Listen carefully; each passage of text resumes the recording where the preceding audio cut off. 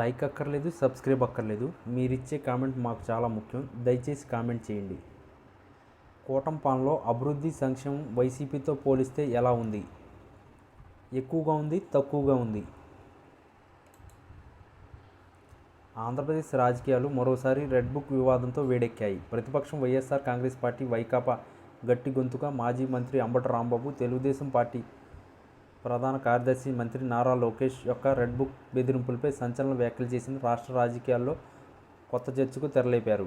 నారా లోకేష్ తన యువగళం పాదయాత్ర సమయంలోనూ, ఇటీవల ఎన్నికల ప్రచారంలోనూ పలుమార్లు రెడ్ బుక్ ప్రస్తావన తెచ్చారు. తమ పార్టీ కార్యకర్తలను అన్యాయంగా ఇబ్బంది పెట్టిన అధికారులు, పోలీసులు, రాజకీయ నాయకుల పేర్లు ఈ రెడ్ బుక్లో ఉన్నాయని, తమ ప్రభుత్వం అధికారంలోకి వచ్చిన తర్వాత వారికి లెక్కలు తేలుస్తామని ఆయన చేసిన హెచ్చరికలు అప్పట్లో హాట్ టాపిక్గా మారాయి.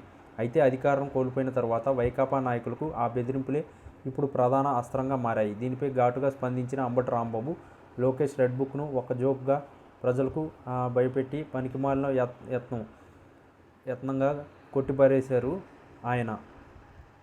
లోకేష్ రెడ్ బుక్ అంట, ఆ బుక్కి మా వైకాపా కార్యకర్త కాదు కదా, మా ఇంట్లో కుక్క కూడా భయపడదు. అధికారం మద్యం తలకెక్కిన లోకేష్ బెదిరింపులతో పాలిటిక్స్ చేయాలనుకుంటున్నారు. నిజంగా మాపై కేసులు పెట్టాలనుకుంటే పెట్టండి, చట్టం ముందు నిలబడతాం.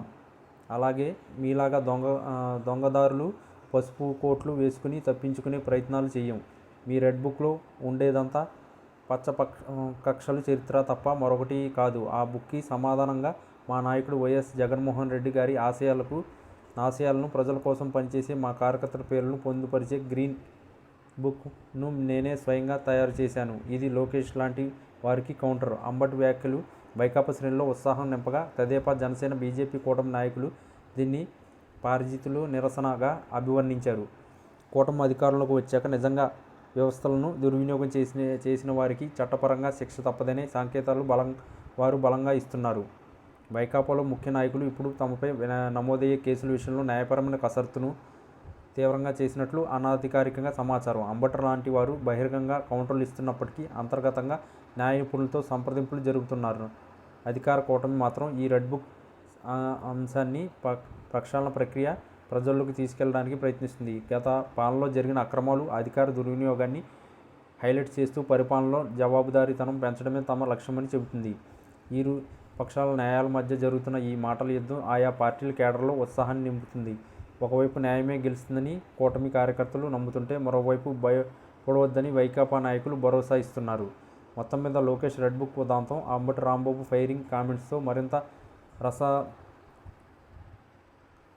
రసవత్తరంగా సాగింది. రాబోయే రోజుల్లో ఇది ఏ మలుపు తిరుగుతుందో వేచి చూడాలి. రాష్ట్ర రాజకీయాల్లో ఇప్పుడు చట్ట, కక్ష సాధింపులు, ఆత్మరక్షణ అనే 3 అంశాల చుట్టూ తిరుగుతుంది.